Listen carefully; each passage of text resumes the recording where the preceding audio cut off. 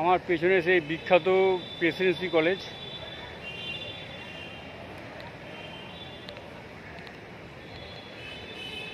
আর এখানে হচ্ছে hair school, এটাও বিখ্যাত হেয়ার স্কুল। আর ইলেকশনের ফাইনাল ট্রেনিংটা হয়ে গেল। আমি প্রিসাইডিং অফিসার, আমার first polling officer, second polling officer, third polling অফিসারের সঙ্গে আজকে এই প্রথম দেখা হলো।